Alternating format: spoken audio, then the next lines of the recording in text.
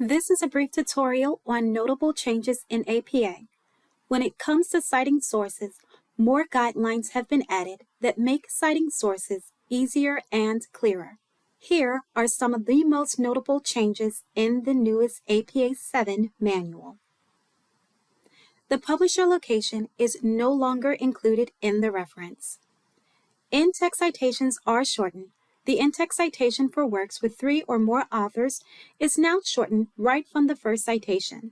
You only include the first author's name and et al., meaning and others. You may now include up to 20 authors in the reference list.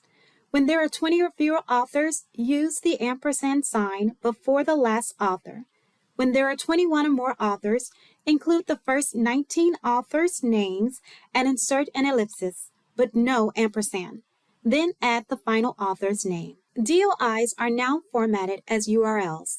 Most journal articles and books have a DOI number, a digital object identifier number assigned to them. This unique link is stable. It does not change over time and makes retrieving a source easier for the readers. Retrieval dates are no longer needed for stable websites.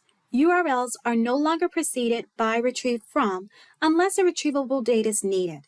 This is true for most articles. However, special exceptions are made for resources that are unarchived. An example of an unarchived or unstable website is a Wikipedia article. In this instance, it would be useful to the reader to have the date in which the information was retrieved, as information may be updated frequently. There are more fonts to choose from. In the 6th edition, only the use of Times New Roman was recommended. In the 7th edition, there is more flexibility regarding fonts. The most important thing is that the font should be easy to read for everyone. Be sure to check with your professor for the recommended and approved font for your course. Use the gender-neutral pronoun they. The singular they or their is endorsed as a gender-neutral pronoun.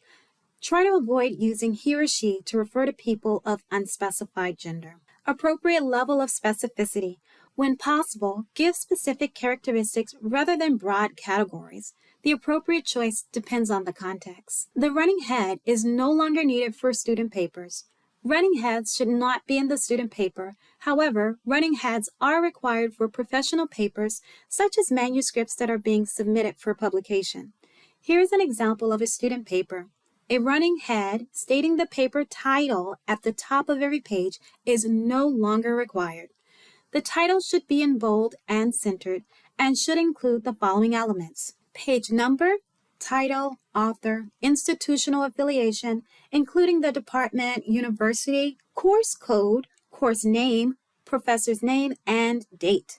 The first page of your document should include the following: the page number, the title in bold, 1-inch margins, the paragraph should be double-spaced, and you should insert 1 space after each punctuation mark at the end of a sentence. Here's an example of a reference page. This page should begin on a new page after the last paragraph. Notice that reference is listed in bold print and centered at the top of the document. Sources should be listed alphabetically by author's last name. You should indent all entry lines except the first line. Here is an example of a book reference. It includes the author's last name, comma, first initial, period, year in parentheses, followed by a period. The title is italicized, first letter capitalized, and the letter following a punctuation is capitalized. Note, only capitalize the first word that follows a punctuation mark and a proper noun. For example, Rethinking and Framework are capitalized along with the publisher's name. Here is a book with an editor. Here you would include ed within parentheses and follow the same formats as the print book example. Here is a religious work example. You should include the date the original work was printed and the current date of the version being used for your paper. You should include the original publication date for classical works as well. Here is an example of a journal article with a DOI. Notice that the first word in the title of the journal article is capitalized along with the word following a punctuation mark. The journal title is italicized. The volume and the page numbers are listed. The DOI number is included as a link beginning with HTTP. Here's an example of a journal article without a DOI.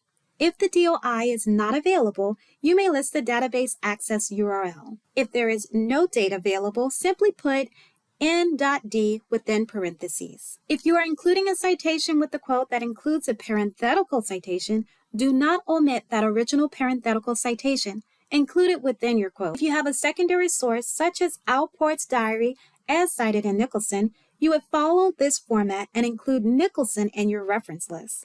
Parenthetical and narrative citations are used within your document.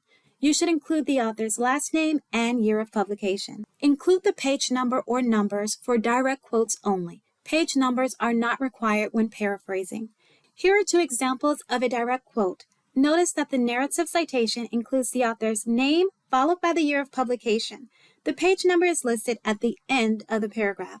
In the parenthetical citation, the author, year of publication, and page number are listed in parentheses at the end of the quote. Both formats are acceptable.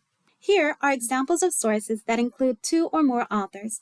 You may choose to use the ampersand sign or include "and" when listing both authors. When there are three or more authors, include "at all" followed by a period and the year of publication.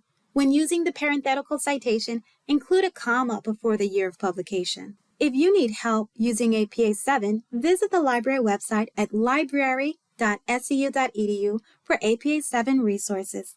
You can also visit the library website to contact a librarian for a scheduled consultation. Thank you.